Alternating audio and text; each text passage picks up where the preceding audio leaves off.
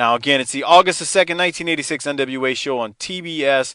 The show opens with the Rock and Roll Express getting the boots put to them by Ole and Arn. And goddamn, Doc, the crowd, once again, losing its mind. The shrills and screams as the Rock and Roll is getting the boots put to them is crazy.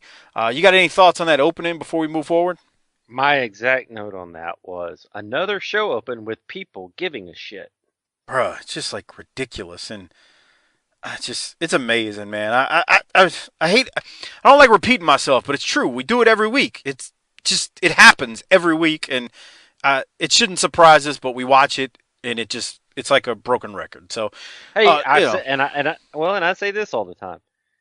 All these young guys that like to flip and dive always talk about the bitter old timers, and it's like when you watch that, it's like maybe the bitter old timers are bitter for a reason.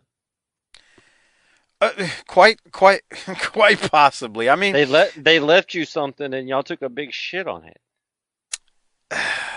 I don't want to blame I don't want to get into this discussion. I don't want to blame just the young guys and whatnot. I mean, everything evolves, but at the same time, no, that's not evolution, pal. That's just de-evolution. Okay, well, I'm not here to have a discussion. Evolve means it got better. Okay, I'm not. That's fine. I don't want to argue with you on this, but everything moves forward. Here we go.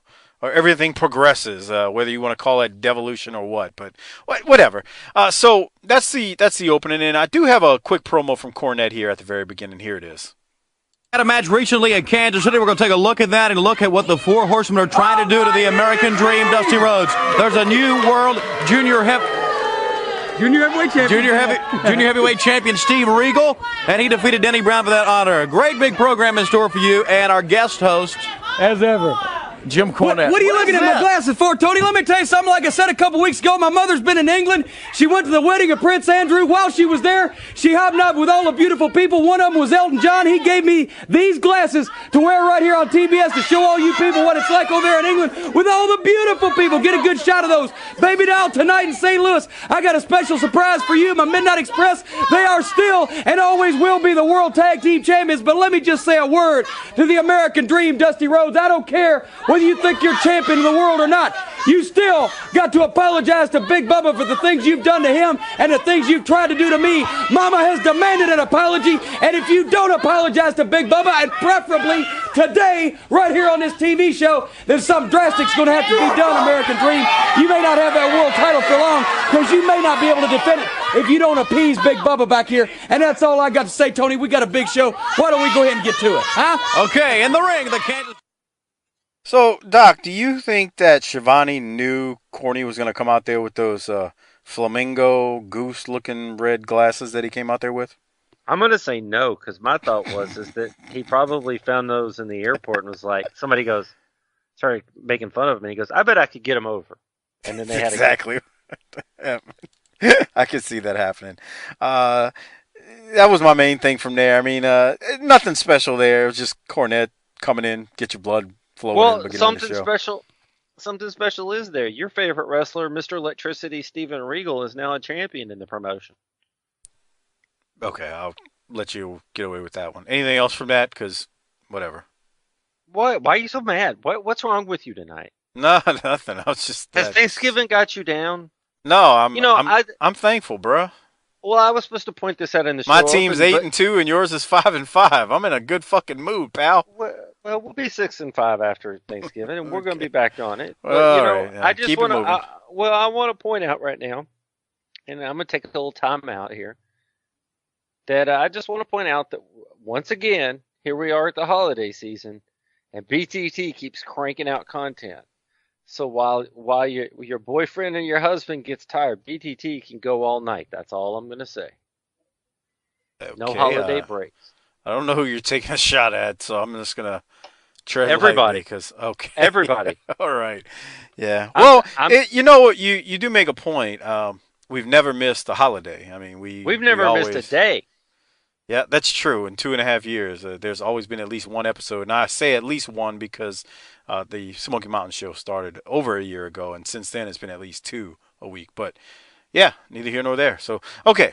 let's keep going. You heard him throw it to the ring after that.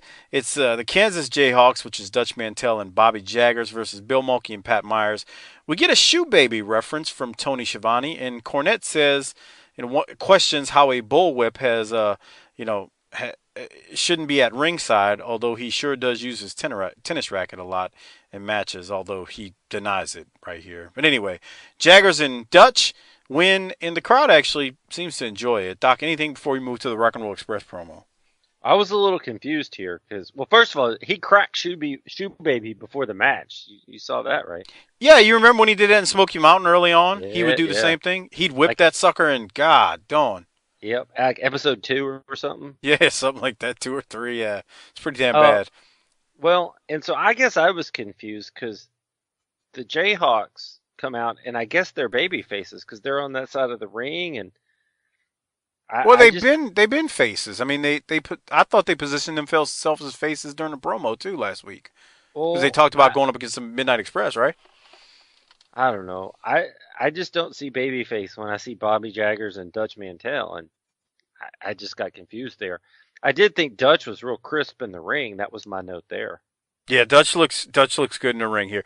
He's he's been around for a while, but he does look good, and reminded me of Dutch in Mid-South too. I mean, he's only a couple years removed from that at this point, to be honest with you. But yeah, Dutch looks good, man. Dutch looks real good.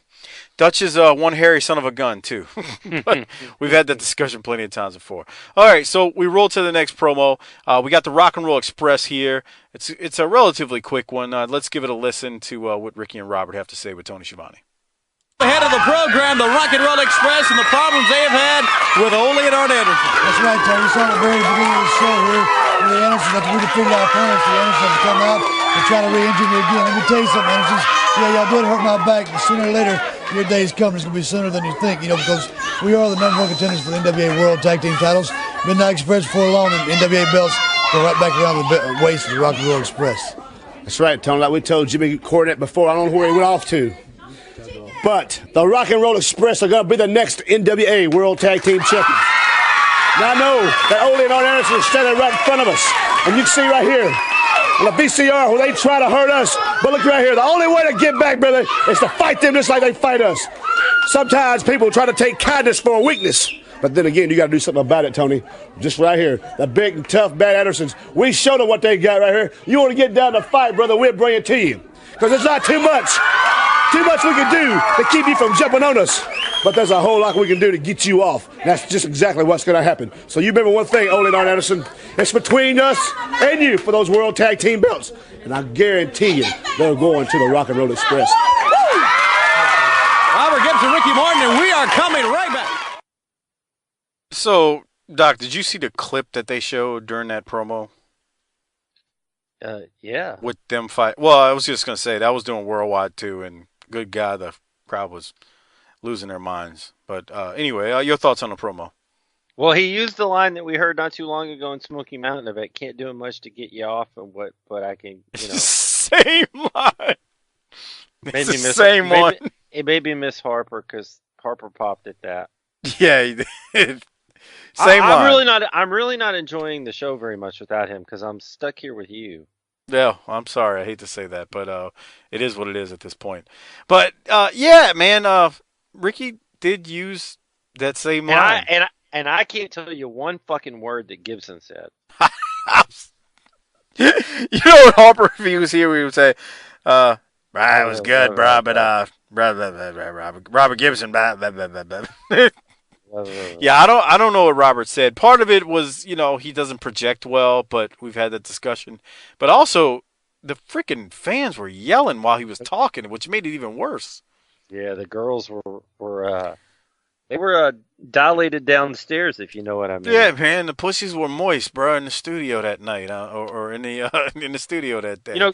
Girls don't like that word moist. You shouldn't say that. Our female listeners won't like that. Oh, well, they'll suck it up and learn. They'll suck it up and learn.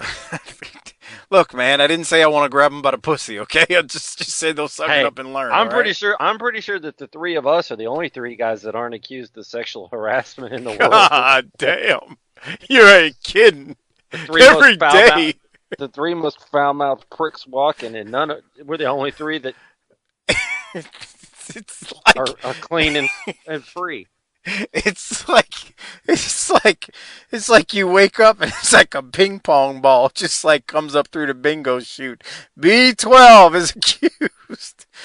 069. Like, It's some dirty old Jesus white guy Christ.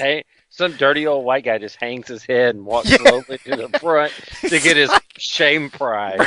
Bro, everybody. It's like, damn, man. All right. You know what it is? I'll tell you what it is. I'll break it down for you real simple. Oh shit. People don't know how to act right.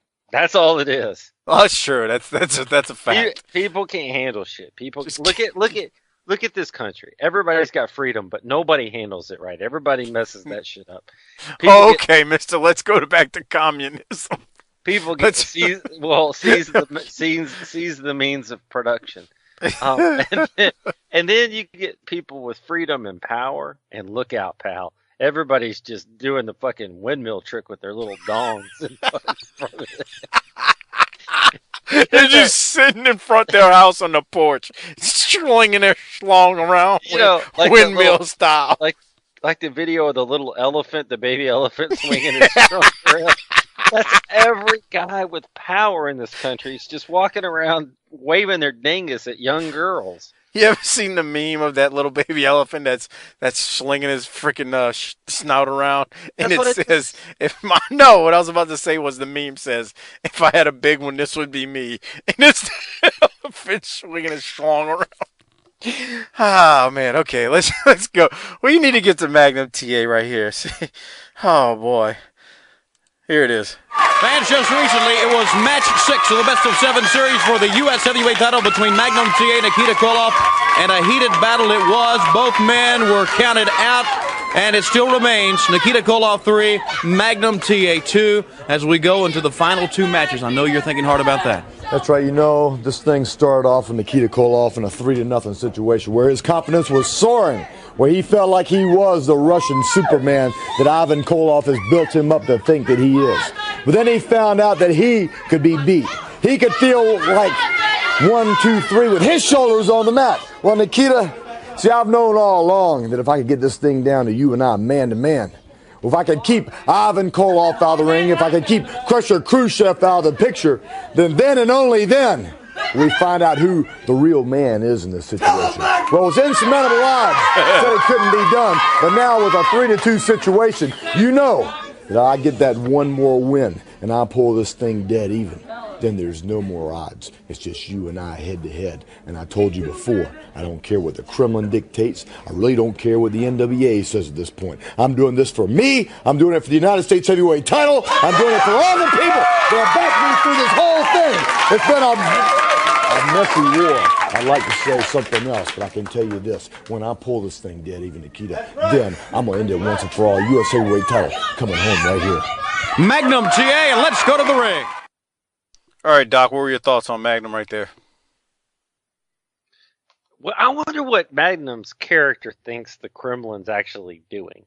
Because we keep hearing about their activities, but I wonder what, so we kind of have a feeling you don't care about Bob Geigel and the NWA. Fair enough. They kind of hosed you over there, and I get that. Although you did punch Bob Geigel in the back of a strip club on TV, but whatever. But I just wonder what Magnum thinks the Kremlin's doing in all this. I don't know. I'd love to ask him one day. What could they possibly be doing? The other thing is, and I got to be honest, I'm a little frustrated with this angle because they've run the American bashes. They're done now, and this thing's still going on. And I like to have things tidy and finished by the end of the pay-per-view. They only do 2 big things a year at this point, so. Well, to your Kremlin thing, the Kremlin is a buzzword for wrestling fans. I mean, the average wrestling fan heard Kremlin, and the thing was, it's best that you don't say a lot about it because what happens back then as a fan, you just hear Kremlin and your mind runs wild. So that, I get why they just would say that. And so Magnum's just throwing that out there because it sounds good. And to be honest with you, most people watching this, including us at the age of 10, 11, or 12, are sitting there thinking the same thing. Oh, the Kremlin, that's in Russia. They're involved. Oh yeah, death to the commies. That's the whole deal. But you do make a point about my exact notes was from this. Because I don't remember it dragging out this long as a kid. We'd had this discussion about how time runs away from you when you're a kid. And it seems like everything went on forever. In actuality, it really doesn't. But now that I look back, I'm like, God damn, it's only 3-2 in this feud right now. Damn, they're dragging this shit out. So I had that exact note. It's like, wow, we're still going. And I could have sworn we'd be done by now. I mean, they had 14 days in the bash or however long it was, this is just insane that it's still going. So I agree. You're right there. Yeah, 'cause if we are to believe what we've been told, Flair defended his title 13 times in that time frame. Right, I don't believe. And see, here's the point I was making. Actually, I looked at that. I believe he did, but it just wasn't. Never mind. I don't want to get into that. That would be a sidebar. But so the thing about this is, the only way this makes sense is if you've had a bunch of matches thrown out. No, I think they were. Well, double they DQ might have or been. something. Well, there might have been matches tonight, and boy, there's going to be super nerds at home while we're talking about this going, I have the right answer. I should start a podcast. Well, no. But I think, that's the thing. That shit's nights, not verifiable back then. Well, I think some of the nights, like maybe Dusty and Magnum fought the Koloffs in a tag match while Flair was fighting Morton or something. So they weren't engaged every night of that thing. Yeah. No, I got you. But still, it's 3-2 right now, and we're 30 days past it. They're stalling around like shit. Yeah. It's like waiting on your wife to get ready to go somewhere. Yeah, and I heard someone, not like a fan, but, and I don't remember who it was. Shivani actually said this. I heard him say this in an interview a while back, and then somebody did tell me this. He said this recently too, within the last few months.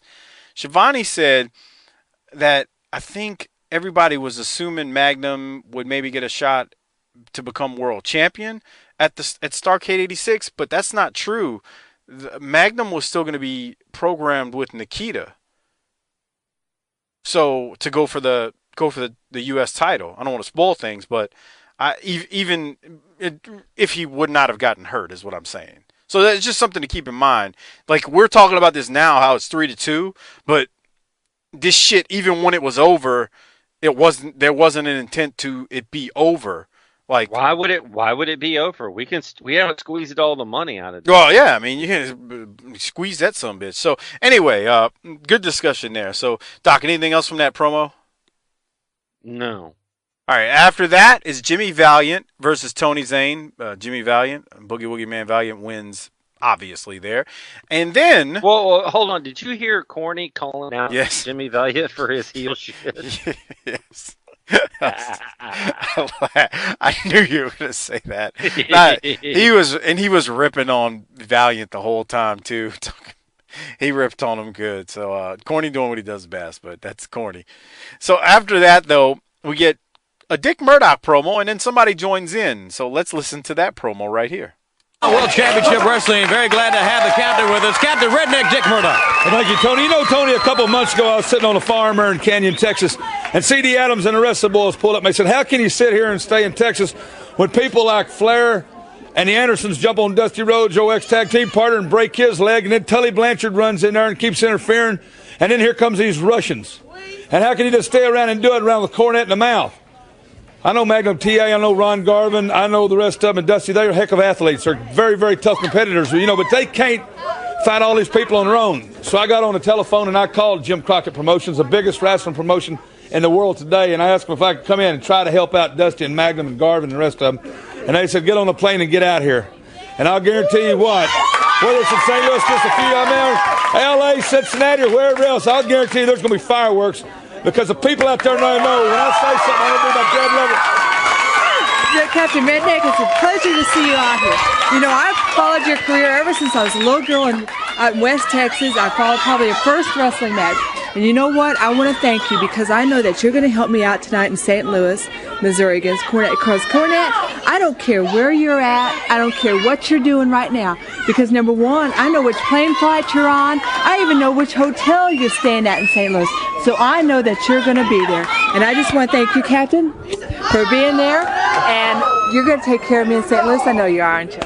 We're going to be there. I'll guarantee you what. Cornette, look out. All right. Captain Redneck and Baby Doll with us on World Championship Wrestling. Let's go. Okay, Doc. Any thoughts? Anything? Well, I just want you to keep it classy because I know you have a mouth on you, and we know Baby Doll's listening. Hi, Baby Doll. We love you. Does she have a thing for overweight blonde dudes? No. Nah. Did you see that shirt? Funny. Did you see that shirt Murdoch was wearing? That Yeah. shirt's badass. I got a note on that. I was like, I want one of those. Yeah. That was pretty advanced for that time period too. The way it was. No printed. kidding. I thought for every time I see him though in this time period, I just am more and more sure that guy would have eaten your sack lunch, and no matter how much Hennessy you brought to the party, it wouldn't have been enough. Yeah, they say Dickie could put him down, man. So I never got to meet him, man. I wish I could have. I heard he was a handful. And That guy. Well, we talked last week that he's 39 right there. That's a whole lot of living packed into 39 years. I can tell you that right now. That 39, but it looks like 80. Like he's got 80 years. Not looks like he's got 80 years of living packed into that 39. The only age disparities that are crazier in the time we've been doing these shows for me is the fact that at this point Arn Anderson's still in his 20s. And that Ron Wright was only in his 50s in Smoky Mountain. That is pretty damn amazing. And then Dick Murdoch being 39. Those three are the craziest ages. Yeah, it just doesn't add up. You look at it and it's kind of hard to believe because you think about that. Dick Murdoch right there is younger than we are right now. Shit, Dick Murdoch looks like a guy then that I would have been over at my grandpa's house, and this is his buddy, and they're both working on the car together. Putting a carburetor in. With cigars, with right. around flammables. Drinking Coors Yellow Bellies. Drinking Coors Yellow Bellies like them shits were going out of style. And they got that big mesh hat sitting up on their head because it's the 80s. With the tight shorts and the T-shirt. No. My grandpa was before short. And how many runs did they make to the convenience store, to the corner store to get another case of Coors Yellow Bellies while they were changing the carburetor? None.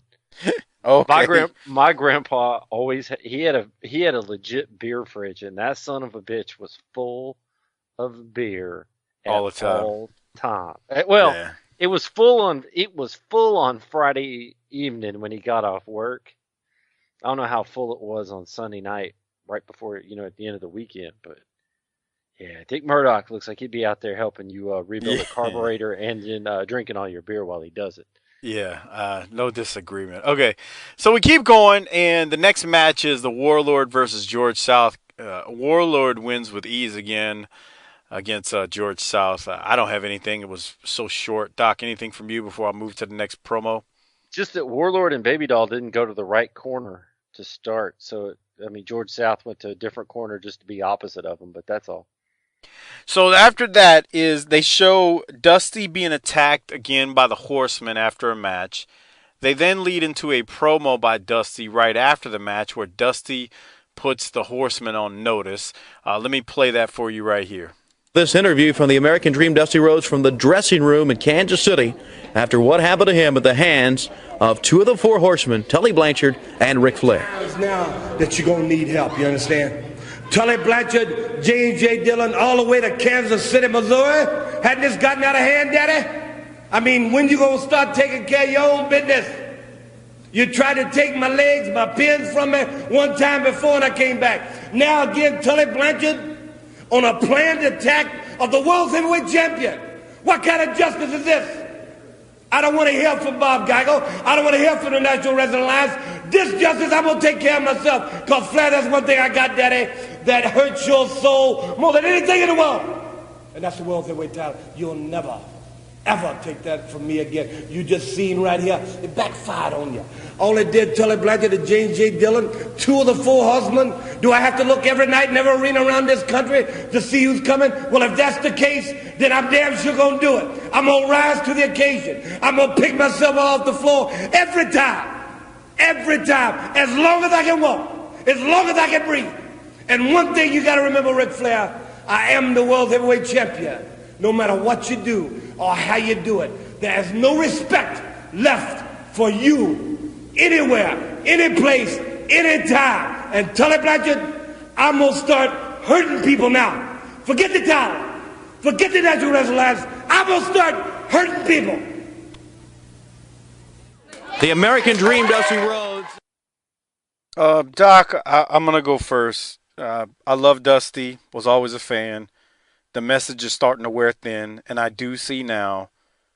I mean, I've seen it in the past, and I've heard this a million times before, but I do see now why people kind of got tired of Dusty. Really? Yeah, I mean, I don't mean to come off negative. It's just I can see like he won and now he got injured again. Actually, the whole thing's starting to wear. He got injured again.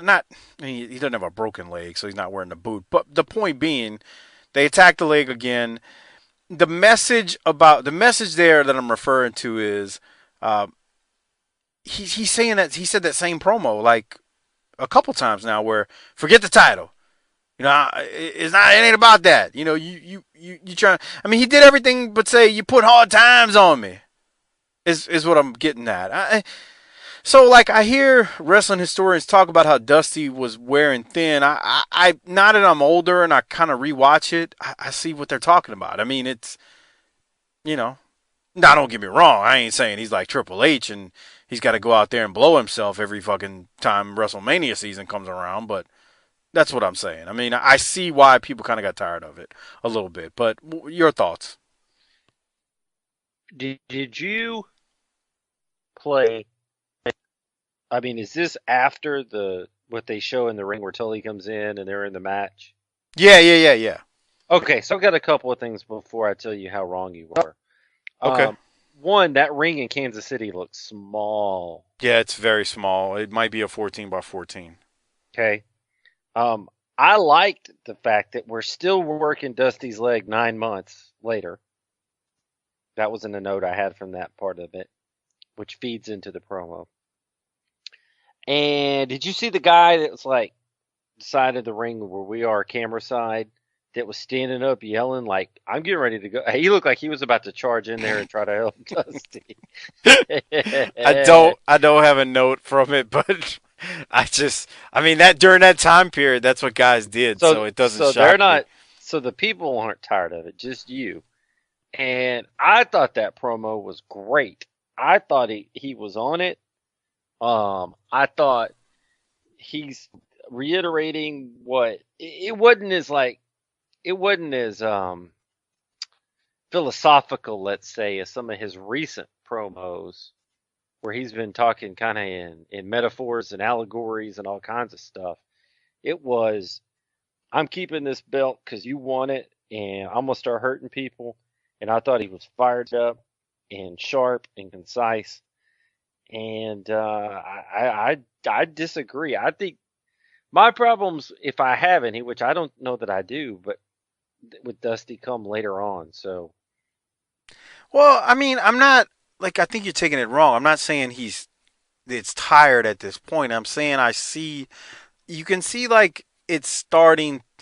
I feel like we're in the starting point of that, where people were like, "All right, this is starting to wear thin." Because I mean.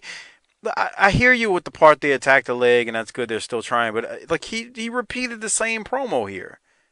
Well, the same thing. The real problem right now.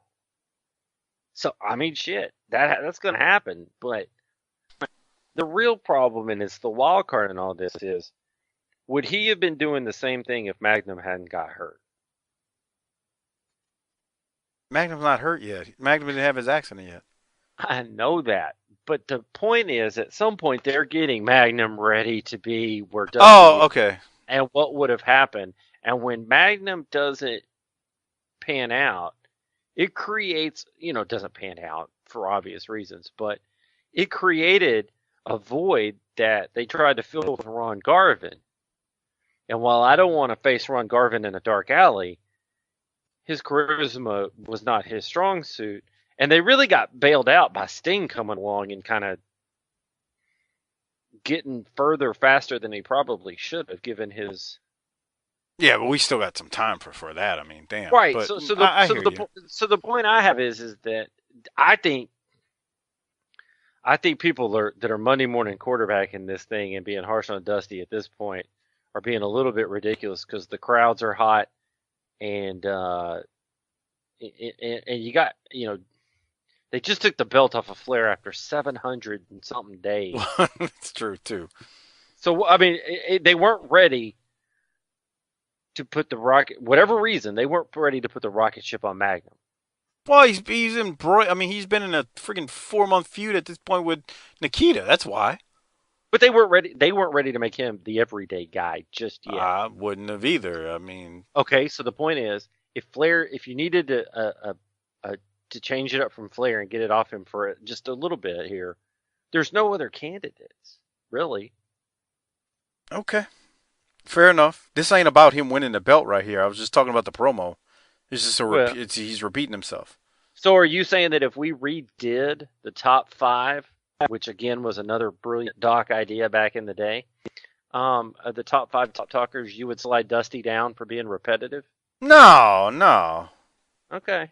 You're overanalyzing this thing at this point. Let's move forward. I just think you're being a little harsh on Big Dust, and I'm just trying to stand up for him. Rest in peace, Big Dust. For real. One of the best ever. Anyway, let's move forward. No, didn't mean to cause a 20-minute sidebar, but we go to the next match, and it is Crusher and Nikita versus Bill Tab and Randy Bryant. Lord have mercy. We said this sometime in the past few weeks, but I see Nikita is growing. He is definitely getting bigger and swelling up. Do you remember in the late 90s where every week that he came out, Scott Steiner managed to get bigger than the week before? That's what this is like. Yes. Not as bad, because I think science was a little bit better late in that decade, in the later 90s, but I agree, it's kind of like he's just growing weekly. Agree. So, anything else, Doc? But Big Bill Tab's a guy with some size here. I mean, I wish, I always want to see somebody, climb up the card. I wish that he could have done something there. Yeah, well, didn't happen. So, okay, let's go to the next promo. Normally, I got to play it. It's Paul Jones and his Army. And if you have the network, I hope you watch this as well as listen to it as well as you're listening to us. But it's just amazing. Shaska during this promo is unreal. Let's play it, and then Doc and I will discuss it. We're back on World Championship Wrestling. The General of the Army, Paul Jones, and all his men. And Jimmy Valiant was out here a little while ago, and he wouldn't even take that bandana off his head. That's right. You doing all right, Jimbo? I'm fine. Listen, let me tell you something. These people out here hollering ball-headed geek. You can holler ball-headed geek all you want, and Jimmy Valiant is not going to come out here. We are actually bored stiff. Actually, we're bored. Jimmy Valiant chased us until we caught him and shaved his head. Let me tell you something, Jimmy Valiant. You got out here and lied to all these people. Now you're the ball-headed geek. Did you notice that he wrestled earlier and he had a bandana over his head?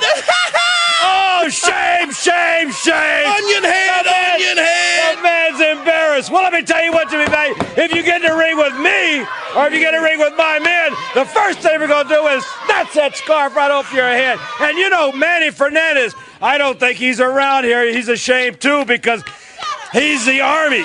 Well, let me tell you something. I made Fernandez an offer to join my Army, and I offer him a great sum of money.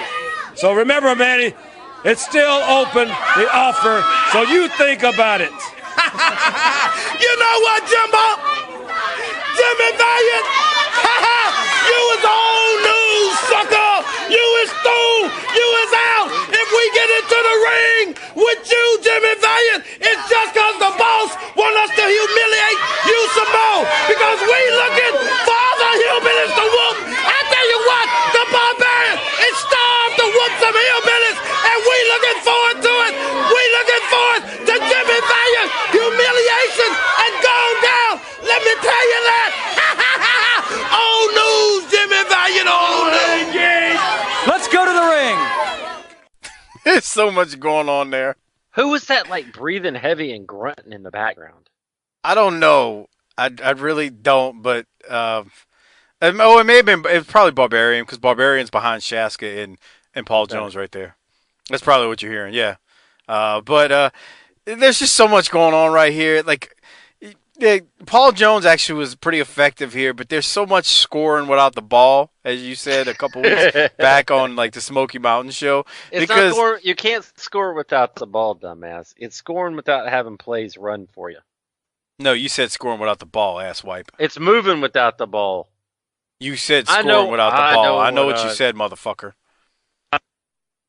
Right. Because Okay. if we're going to talk sports, which one of us knows what they're talking about? Okay.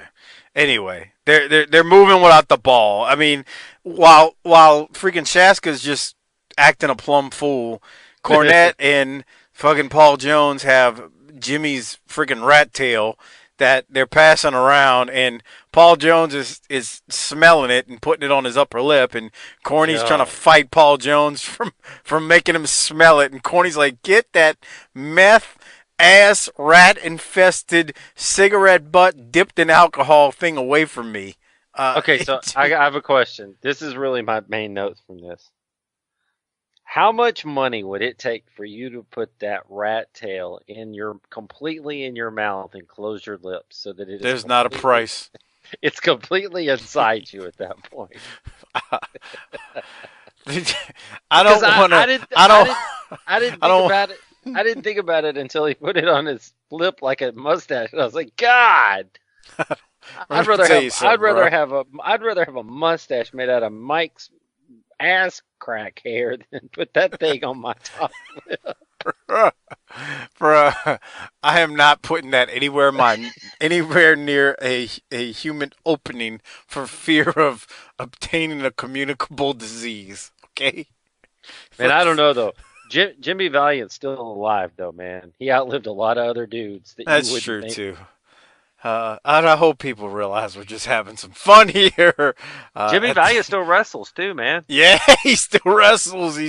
When all you do is hop around the ring and irate people, I guess you can do that shit forever. And saying "Mercy, Daddy," clapping, and you are all right about that. All right, Doc. Anything else from that? Man, has anybody undergone a bigger metamorphosis ever than Shaska, from Pez to Shaska? I don't know where I was in '86 that I didn't pay attention to that more. But I am glad we're doing this so that I can watch it and dig into it this time because it's just awesome. I remember Shaska doing this, but I guess because they were heels, as a kid, you tend to not gravitate towards the heels as much, and you think they're dumb. And as we're older now, we look back and we're like, man, he was so plain as just Pez Whatley, and like the transformation happened, and it's like, God damn, this is awesome. He might as well have been white, dude.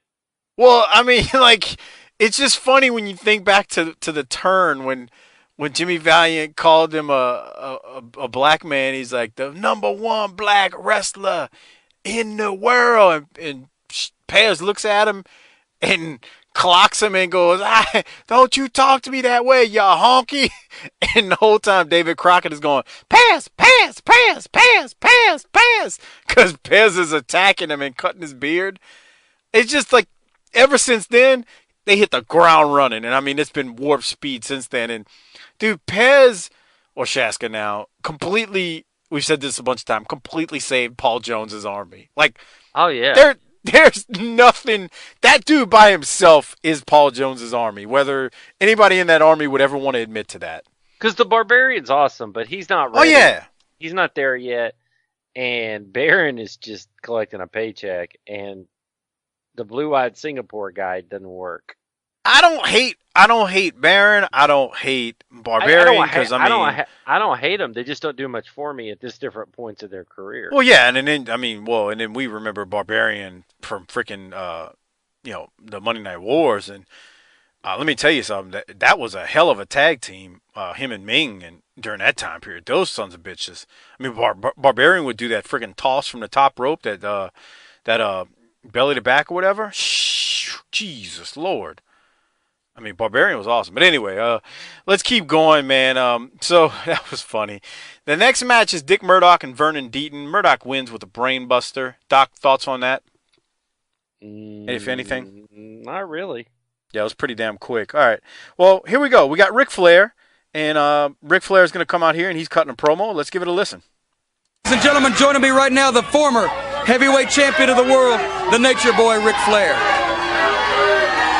Well, Jim Cornette, we got a lot of ground to cover today. So we're going to start at the top, right up at the bottom. But basically what we're going to talk about is the World Heavyweight Championship, Dusty Rhodes, Ric Flair, and the other three horsemen. Now you see there's a lot of talk the last couple of days that in Kansas City, the former champion, Ric Flair, conspired with Tony Blanchard and Jim Dillon to do damage to Dusty Rhodes' leg. And I'm going to tell you how it was, folks. Jim Dillon merely walked in the ring to point out what he thought was a bad call by the referee. And Blanchard came in because he doesn't like Dusty Rhodes. Just like I don't like Dusty Rhodes. Just like our Anderson like Dusty Rhodes. Just like Ole doesn't. Just like Nikita and Ivan and anybody else that thinks Dusty Rhodes is a big deal. You see, life is made up of two kinds of people, leaders and followers.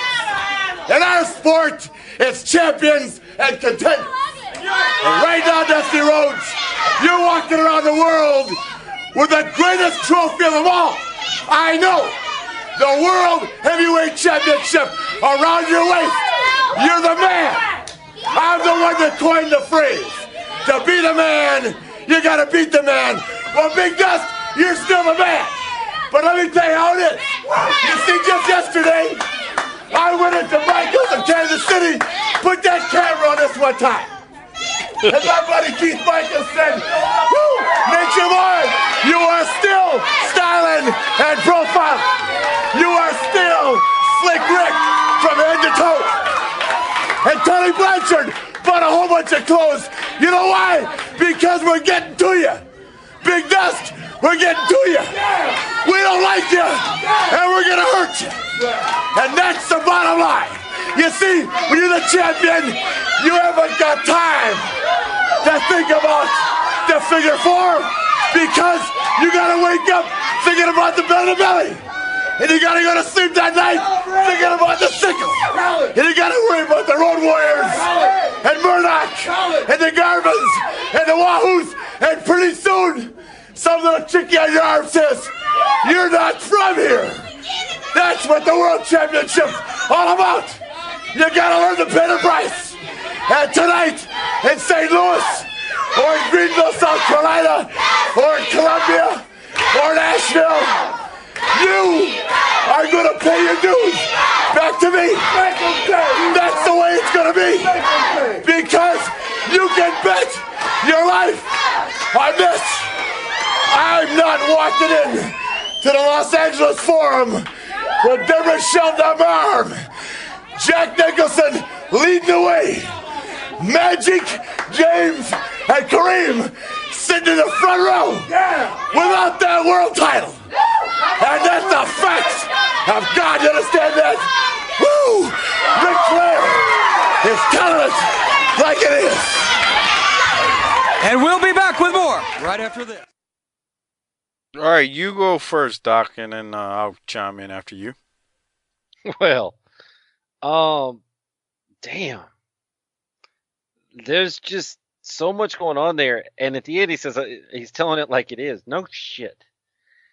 This was fantastic. This was awesome. Let's go back a little bit deep into this thing where he goes, there's two kinds of people in the world, leaders or followers. There's saps, not saps. There's marks and not marks. You know what I'm talking about. The saps and not saps really should hit home with not only us, but our listeners who work with saps and have to deal with saps as well. Right. Yes. Right. I mean, everybody knows in their little world who gets it and who doesn't get it. It's quick. Contenders and champions. He doesn't, we don't like you. We're going to hurt you. But then, man, God almighty. And he's telling him that you don't have time to worry about the figure four because you got to worry about the sickle and the belly to belly. And then some chick, are you from around? You're not from here. Holy crap. That's just great stuff. And then, and he's talking about what he's going to do and the dues that have to be paid. And then ends it up with being at the forum, but it's a weird promo. It's not a weird promo, but it's like he's even turned up a notch for Rick here. Well, this is crazy Rick is what I like to call it. Exactly. And you don't see just a ton of crazy. Like if you go back, and we're going to cut a Patreon episode soon on World Class 82, and you see Rick back then. This didn't exist really. Well, so this didn't exist much during this time. It wasn't until the Monday Night Wars when you got to see Crazy Rick every week, and then he wasn't Crazy Rick. That's just right. Rick. It was just Rick. So the thing there is, he's talking about paying the price and all of this. And so if he turns the volume up here, my one thought, other than just kind of recapping that, was, well, I guess they didn't take the belt off of him so he could go take a vacation. Because as Harper always says, that guy doesn't take a week off. And he isn't taking any time off, even without the belt. You could say he's even amped it up some. Hell yeah. I mean, just they talked about that in the 30 for 30, man. The dude just never, he didn't take time off. He didn't want to take time off because that meant he had to go home and be with his wife. And that's the perfect company. That's the perfect company, man. Right, but you're the best. You're the best at what you do, and you have no ambition to do anything else but make me money. I love it. Well, here's the thing about this promo, because and I don't know if we've ever had this talk offline or not. I can't remember, but I truly believe, and I've also been told this by guys in the business, some people promo better as champ, and some people promo better as challenger. Some people when they're chasing the title, their promos are much better than when they get the title.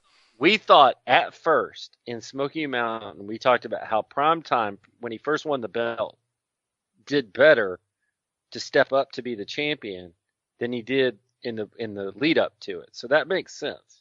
Right, when he was chasing. It was like, eh. But once he was champion, it was like, okay, it fits a little more, and he's not even a good promo. But you get my point. Well, Rick is, here's another reason why Rick is so damn good. Whether Rick was champ or whether he was chasing, he always could deliver the best promo on the show. It didn't matter. Because if he's champ, he's talking a talk. It's all teeth and gums. It's smiles. It's I'm having fun. I'm gonna go to the Greensboro Coliseum, and I'm gonna, after I beat Dusty Rhodes, I'm which one of the 14,000 women I'm gonna take home? That's if he's champ. If he's not champ, he's cutting Crazy Rick promo, but in the back of his mind, you're thinking, that some bitch is still going to win the title, and he's going to take one of these broads home, or he's going to go celebrate at the bar at the hotel, and, he's going to order 500 kamikazes for the 10 people who are in there, and everybody's going to get shit-faced. It's the same dude. He cuts he's just that good. He can cut it if he's chasing, or if he can cut it if he's the champ, and that's what made him a pro. That's what made him so good. And that's what to me, that's what you saw here. Because he's chasing right now. He does not have the belt. But you wouldn't know any better. I mean, if you just flew in and listened to that promo, you might just think the belt's sitting on the table. Oh, anyway. Yeah. So, my thoughts. Anything else, Doc, from that one? Well, I mean, I don't want to skip to the end, but I think we just awarded a damn Rolex. Oh, he gets a Rolex, bro. Let's just get it out the way now. Rick adds a Rolex. I think they're up to his shoulder right now on his left arm. Well, maybe he can take that one home and give it to young David for the Thanksgiving table. Sounds like a plan. Where he doesn't want to be on holidays. I'm sorry. I'm so sorry that your dad couldn't be at home with you. He was too busy entertaining me and being the world champ. Right. Stop being a whiny motherfucker. Grow up. That's wrong. Come on, Doc. Your dad was the world champ and the greatest in his profession, and y'all should be a little bit more grateful about it. That's not right. This is a week to be This is a week to be thankful. I'll take Ric Flair as my dad. Okay, let's keep moving. Oh boy! So the next match is Rocky King versus new champ, Steve Regal. Poor Rocky King, he loses in 60 seconds. I thought Regal was sharp there. Yeah, Regal doesn't look bad. He's I think fine. I think you're sleeping on Regal a little bit. I think he's got a little something there. Okay, Doc. Well, the next promo is Crusher and Nikita with no Ivan, and you're talking about sleeping on Regal. I slept through this promo. I'm making an executive decision, and this ain't worth playing. So let's keep moving. Darren, and I hate to say it, but if Uncle Ivan ain't out there, it ain't happening. Darren Evans and Tom Pittman versus the Midnight Express. I'll give you one guess who won. Who won, Doc? I got a bigger question. You know who won. Okay. One of those guys did know how to wrestle. We hadn't seen that in a while in these matches, but but this one was so bad. This one was so bad, even I noticed it. Well, no, I think you noticed it the last time. It's been a while, but this was one of those times when I've heard people say it before. It made you wonder if they went outside the studio and just saw somebody walking down the street and were like, "Hey, you want to make $25 today?" They brought him in, threw some gear on him, and just shoved him out there. And motherfucker never took a bump in his life, and he was on TV. Well, they didn't. These guys did. The one guy didn't know what he was doing, and I mean, look, I'm not arguing with you. I'm it was a debut for both these guys. I did pop when Corny asked who they were, and then said they must be retarded to get in the ring with them. Jesus. You could. Hey, there's nothing wrong with that. You can't go back and judge him for things he said in 1986. Oh no, I'm not judging 2017 standards. If that's the case, all of our great grandfathers would be in jail for saying the N-word. Well, not just that. I mean, he's Jim Cornette on a television show. I mean, this is a performance. So this is the thing. Like, the guy didn't know what he was doing and didn't know how to sell. He didn't know how to take bombs. So Condrey just ended it.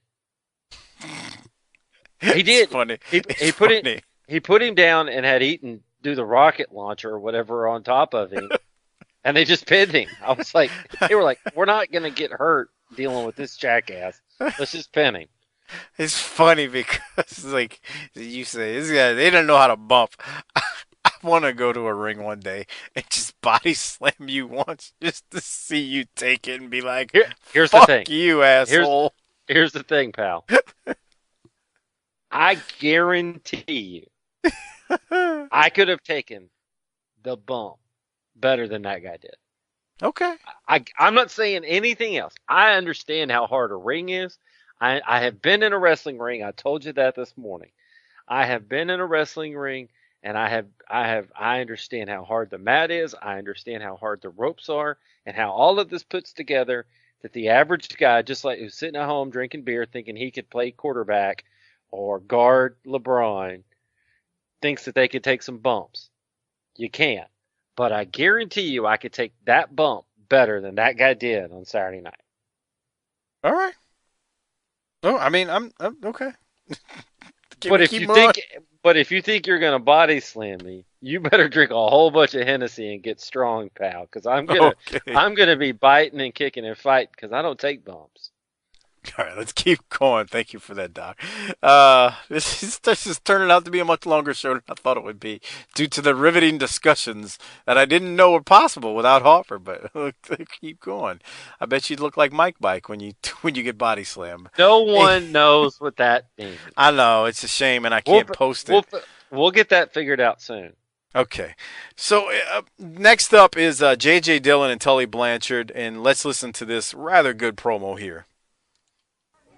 Ladies and gentlemen, here they are, Tully Blanchard Enterprises. I'm talking about the National Heavyweight Champion, Tully Blanchard, and Administrative Director James J. Dillon. You know, Jimmy, we saw an incident earlier today that took place in Kansas City, and following, we heard comments by the current World Heavyweight Champion, Dusty Rhodes. And during his comments, he alluded to the fact that it was a conspiracy, that it was a deliberate act on our part. He would have you believe, if you would, that the four horsemen were sitting around a conference table with James J. Dillon trying to plot strategy, saying, hey, we got to go to Kansas City, we got to show up when the dream doesn't expect it, and we got to hit him with our best shot. Start looking around the table, which one's the best shot? Well, obviously, Tully Blanchard defeated him for the national title, defeated him for the world TV title. He's the guy that would take the shot. Let's go to Kansas City and deliberately try to cripple him. That's what he thinks that you're going to believe by laying that story out. Now, what you're seeing here on your screen is exactly what happened. The reason that Tully Blanchard jumped in there is because the man does not like him personally. It's a personal issue between the two of them. And the only reason that we were in Kansas City in the first place is because that Dusty Rhodes is destined to be, at best, a 30-day champion. And Ric Flair, anytime he steps in the ring with Dusty Rhodes, is capable on any given night for taking that title back.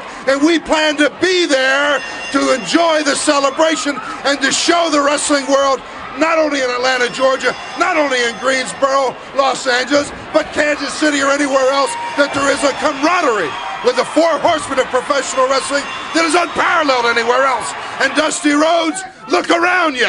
I didn't see Magnum TA there. I didn't see Jimmy Valiant. I didn't see Ronnie Garvin, Wahoo, or your good buddy Dick Murdoch, because I told you 2 weeks ago, it's a cold limb sitting out there as champion. You're out there by yourself. You got no friends. The four horsemen, different ballgame. You know, James J., it amazes me that anybody could say that I went to Kansas City for any other reason than to go buy some clothes. Now, Dusty Rhodes, if you don't think we have anything better to do than just conspire to cripple you because you beat Ric Flair for the World Heavyweight Championship, you're sadly mistaken. Because, Dusty Rhodes, I'm the one that took this from you. I'm the one that took the World's TV title from you. And you know, if Ric Flair doesn't beat me to it, I'm going to take the world's title from you, and you know about it. When Ric Flair said, I don't like you, that's exactly right. This goes back years and years back, Dusty Rhodes. I don't like you. It doesn't really bother me that much that you won the match over Ric Flair in Kansas City.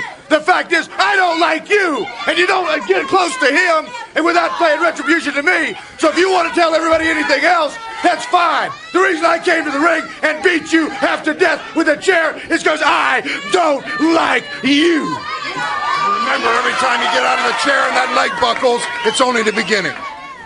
Let's go to the ring. Man, Tully is like the best. He's just an arrogant piece of shit heel. It's great. I love the line. Well, he's a lot. He reminds me a lot of you. Okay, I love the line where he claims he was in Kansas City for clothes and nothing else. Well, Michael's in Kansas City, pal. That's where they get their clothes. And hey, no disagreement. Does that just seem weird that like Kansas City would be some mecca of high fashion? I mean, I've never been to Kansas City, and I don't really want to go, but it just seems weird that that's like, it was the town that was notorious for like paying small, and it's one of those towns in the Midwest that Rick probably didn't like to be in at night after like 8:30 or, you know, after the matches. But it's got this place where they all want to go get their clothes. It's got Michaels, so that's what matters. I know, right? it's just weird. It's got Michaels in Kansas City. But yeah, anything else you had from that, Doc? Well, I thought JJ was really good too, like pointing out, because again, and Harper says this every week, so I'll point it out, trying to, you know, give the people the thoughts that Harper would give too, which would be, they're just telling you the truth, you know. So James J. Dillon is out, JJ is out there saying, where were your buddies? He ain't lying. I told you it was a cold limb when you're the champ, you know, out there by yourself. It's like, he's just pointing out the obvious. Why is he a heel? Bruh. Why does the truth, why do, you know, I say this all the time to my wife, why does the truth make me a heel? Bro, women don't like the truth. Like, because when you spit the truth at them, that's when the ugh comes out. Ugh. What the fuck is that? I tell my wife that all the time. What is ugh? Ugh is not an answer. Ugh is you saying I'm right and you're fucking wrong. And you know what that gets? An ugh back, which confirms that what I just stated is correct. But I think whatever. you need some marriage counseling, pal. No, I don't. We get along great. You don't seem very happy in your domestic. You're one to talk. You're What? one to talk. What? Let's keep moving. Doc's been complaining all day to me about Mrs. Doc. That's all I'm gonna say. Are you sure you have the right person? Okay. Let's keep it moving. After JJ and Tully, we got the Rock and Roll Express versus I didn't even get the first names, but Crenshaw and Burroughs and Pablo, dude. Pablo Crenshaw. That's right. Rock and Roll win, but are attacked by Ole and Arn at the end of the match. Doc, anything from this? Oh, I forgot that they even got the end of the match through. So Yeah. good on you. Good on you for watching it. Yeah, it's just kind of furthering things along. But anyway, after that is Jimmy Garvin and Precious. It's a short promo. I'm going to play it because there's something funny in it. Here it is. Ladies and gentlemen, my favorite couple in wrestling, gorgeous Jimmy Garvin and Precious. Well, I don't have a lot of time to spend out here, but I'm going to give Dusty Rhodes, the new world champion, about 10 seconds to get out here and defend his title against the greatest wrestler in the world today, which is gorgeous Jimmy Garvin. And by the way, it's not my fault. Okay, I think his time is up, and I think I proved my point. The man isn't a very good champion, and he doesn't have a very good choice of women either, and I use the word woman very loosely. You talk about loose, she comes out here sucking up to some redneck that's out here using my brain buster very poorly, I must say. Out here talking some kind of English like he's from some mountains. I got a bunch of that chewy mess in his mouth. The fact is this, I'm finished doing what I started, and I'm getting ready to start something else. And Dusty Rhodes, since it's your topic today, you're the man that I'm after, and I'm going to take the world title away from you. And if your sleazy woman gets in the way, I'm going to slap her face off. Is that all right, Dusty? All right, let's go. And we've got action in the ring. Doc, anything? You just like this because he's picking on Baby Doll. No, it's just I'm Garvin's so telling you, funny right here. I'm telling you, you're hurting her feelings. She listens to the show, and I think that you should be more selective in what we play and how you. If you think me laughing at Garvin is hurting Baby Doll's feelings, you're underestimating Jim Cornette from '86 when he ripped poor Baby Doll a new one weekly. Come on, pal. You sound like. I mean, come on, dude. No. No, that's all you got from that? Well, no, Jimmy Garvin's starting to grow on you in NWA, isn't he?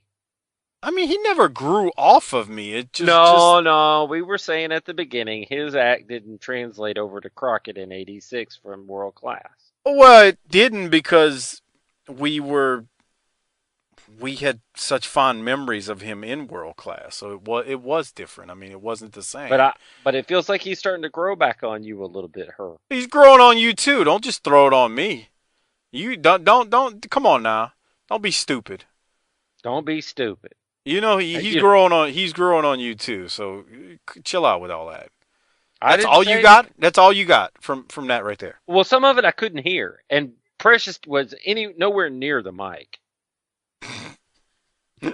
And then there's just a bunch she was spraying, dude. Right, that shit. She was single-handedly responsible for the hole in the ozone layer when I was 12 years old. When he quit wrestling, that shit healed itself back up. No, he still doesn't. I cannot get World Class out of my head with him. I just can't. Well, it was a lot different and it was innovative with him and David and on the ranch and all that stuff. So.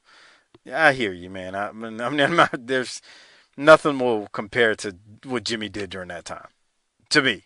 So I agree with you. Okay, so we keep going, and after that, it's Randy Barber versus Buddy Landel closing out the last match of the show, and Buddy is back in his first match back on Saturday night. Buddy hits the corkscrew elbow, and then the figure four, and Buddy wins. We miss you, Buddy. Hard to believe it's been 8 months since he was gone, Doc. That's... Wait, what? He's been gone for 8 months. Oh, I thought you meant since he died. I was like, it's been No, longer than that, pal. No. Since he left, when he left, because of the not showing up to work, and him and Black Bart and the whole story about filling up his nose with Peruvian shit. Anyway, any thoughts on Buddy Landel's match right there? Well, he's just blessed and being a blessing out there, pal. Be blessed and be a blessing. That's right, buddy. Yeah. At Fake Stan Lane, I played those just for you. I know you love them. Go ahead. What'd you say? He doesn't like them? He hates the sound drops. Well, he doesn't hate the sound drops. He doesn't like when they're overused. And actually, well, you will do that. You will do that. Yeah, he's right. I've tried to tell Mike forever, like on the. All right, all you shitheads. You've been asking, how do I watch? Well, you got to cut that thing up. There's 5 different sound bites, and Harper doing that. But you can't play the whole long thing. I try to give him these tips. You're talking about a guy in me who's come up with the idea for the top 5, the idea to do Smoky Mountain, to bring Harper on the show full time, to do NWA Saturday night. You're that close to me muting you. I try to help him with these drops, and he can't do it. I'm sorry. Okay, are you done? That way we can go to Buddy and Lucky Charms, Bill Dundee. Oh, What? What is wrong? You need to learn some respect. Hey, wait, let's listen to Dundee and Buddy closing out the show. Last promo. Ladies and gentlemen, Bill Superstar Dundee and Nature Boy Buddy Landel, and guys, you're looking good. That's right. Everybody's out here screaming and shouting, and everybody's mad. Well, we're mad because we can't get no title shot. Slick Rick's out here telling you how bad he is. This is the only Nature Boy. This is the master of the figure 4. Slick Rick, you can't get it done, Daddy. Dusty Rhodes, I done made the offer. This $30,000 ring Elvis Presley gave me. Put the belt up. No, you ain't gonna do it. Rock and roll ain't gonna do it. Because we're the best there is, Daddy. No offense to you, Jimbo. We're the best tag team in wrestling. If you don't think so, you put the belts up. But no, the phone's gone crazy around here. Every girl in the whole world wants a date with a Nature Boy. Well, you can't get it, Daddy. You can't get it. Get it in line, that's right. So any of you big tough men out there want to wrestle him, want to wrestle me, any tag team want to wrestle us, just sign the dotted line. And we're going to tell you, Mr. Man, that I was too sweet to be sour. We don't want to kiss your Rhodes. We want your belt, boy. Hey, I told you that bogus Ric Flair couldn't get the job done. He's out here trying to impersonate the original Nature Boy. He can't get the job done, and that's what I'm here for, to let the fans That's right. And let me just say a couple of things right now before we close the show. And Tony Schiavone, you just back on up because this is going to be directed right straight at Dusty Rhodes. Everybody's talking to Dusty Rhodes. Everybody's talking to the new World Heavyweight Champion. Everybody's wanting a title shot. Everybody's wanting something from you. But the fact of the matter is, Dusty, I don't want your title. I just want you. You and Big Bubba, you got a score to be settled. And if you make an apology, which is what my mama's demanded, then things might be slick. If you don't apologize pretty soon, you're going to be past the point of no return, Dusty, and then you're going to have Bubba mad at you. There ain't going to be no apology. There ain't going to be nothing except you putting that belt over to the side, letting all those challengers wait, and you get in the ring with Big Bubba Rogers and prove something once and for all to see just exactly how tough you are. If you don't do it soon, something drastic's going to have to be done, either to you or maybe somebody that's close to you, Dusty. And one more thing, Rock and Roll Express, anybody else, like I said before, the Midnight Express are the World Tag Team Champions, the greatest of all time. Everybody else is tied for last place. Come on, challengers, if you can, if you got the guts, try to take the belts from the Midnight Express. And right now, I'm going to say bye-bye until next week on World Championship Wrestling. Okay, Doc, I think Bill Dundee's funny, and Buddy Landel is Buddy Landel. And Cornette, I miss him ripping on Baby Doll throughout the bash because it was funny stuff. I thought that the Dundee Landel was kind of a mess, man. Dundee was all over the place. Well, it is. And but he was kind of going too fast. I couldn't keep up with I was trying to keep up with his foreign accent. He needs to learn how to speak English. Oh, come on, taking a shot at Dundee. But I just have never liked, I just have always wondered, and we've had this discussion, how Buddy Landel's career might have been, could have been different. Not only if he had been a good boy every once in a while, but also if he hadn't been What? That's my PC. Keep going. If he hadn't have been another Nature Boy, it doesn't. That's a weird thing. When Dundee says all the girls want to date with Buddy, but that isn't gonna happen, Daddy. Who are you calling Daddy? You're talking to girls and you just call them Daddy. It's like, well, you know the old gimmick with Bill Dundee using Daddy all the time. No, I know. That was, yeah, man. So I mean, but that part I get. It wasn't gender correct. It didn't line up right. I don't know. It's just. Well, I did like the one thing I did like out of it was Dundee just turning to Cornette and going, if you don't like what I'm saying, you put the belts up. I mean, that's just talking maximum shits to say it right to your face. Yeah, he's putting it out there for him. No, I agree. Definitely. I enjoyed it. I think Dundee is hilarious, and I've always. It's hard to explain, man. He's just funny. He's just so damn funny, man. Just looking at him, it's the accent. He's short. He's dressed like Elvis. There's just everything there that's just ridiculous and what you love about wrestling. He thinks he's the tallest guy in the room. Yeah. It's like he's got the little man complex, but he thinks he's tall. It's so hard to explain, but I think he's hilarious right now in Saturday Night. And him with Buddy it's an odd combo, but it's also a funny one at the same time. So I'm good with it. I'm rolling with it. That's really what I got there. But anyway, so do you want to know how old Bill Dundee is here? How old is he? He's 42. Wow. So he's my age. Jesus. And the other thing is, he will become, if he's not right there, he will become Bobby Eaton's father-in-law.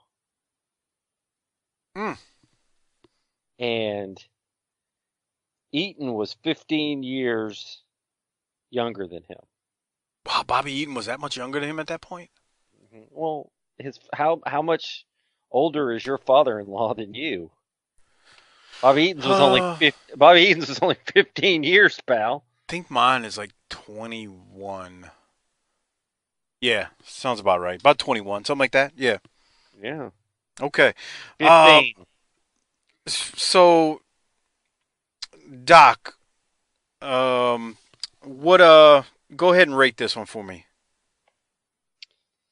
Well, first of all, it gets rated up because it was a perfect length of time, as we've discussed. Oh man, 52 minutes. It was just beautiful.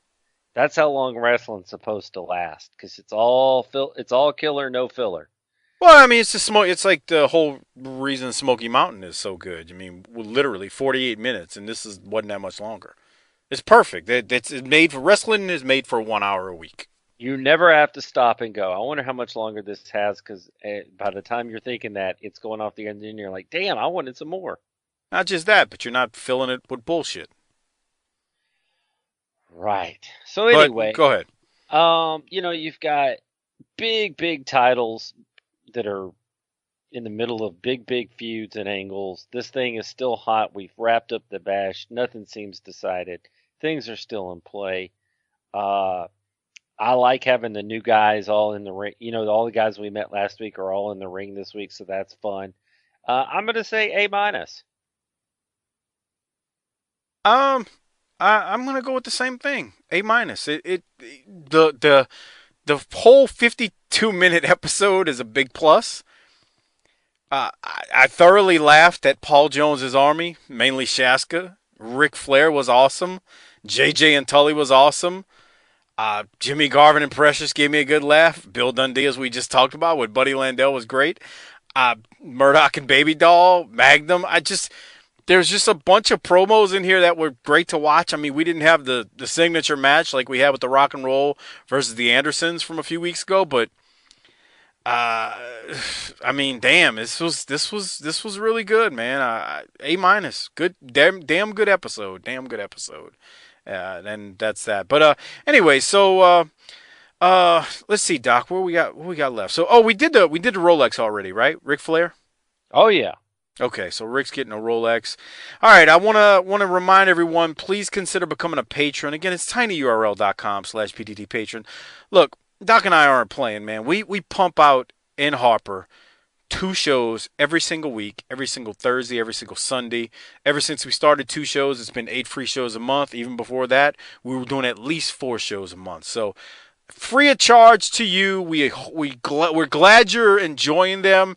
But if you want a little bit more content and want to help to support the show on an ongoing basis, please become a patron. Again, it's tinyurl.com/PTT patron. You can do it for as little as $2 a month. I mean, that's not even 5 cans of Spam. That's like 1 can of Spam, because less than a can, because I hear a can of Spam costs like $2.50 a can now, which is outrageous, man. It wasn't that price when I was a kid. But anyway, tinyurl.com/BTT patron. Again, you get access to the patron-only episodes, the world-class episodes, which Doc and I are about to do one. And it's just a great way of supporting the show. I do want to thank the Hall of Fame patrons, Al S., R.E. Miller 39, at Justin_Andretti, at JShiny21, at Natural Hacksaw, at Thin Man Within, Slider 91 US, Justin Rasmussen, at ShepDaddy 32, at UFC 49ers Dodger, at Gerald Green III, at T-Hog 94, at SV Pagem, at Martin House 71, at Tim Moretti, Codeman 822, at Godbold Unreal, and at Unconvinced Ray. Appreciate it. Thanks for being Hall of Fame patrons. Hey, Doc, I talked to you about doing the promo of the week, but I was thinking we got to do this patron episode tonight. We went a little longer and we had a little bit more fun than I thought we would. You want to hold off on that Nation of Domination promo of the week until next week? Sure. I do have something, though, before we get out of here. Go ahead. What you got? I got a couple of things. The first thing is, and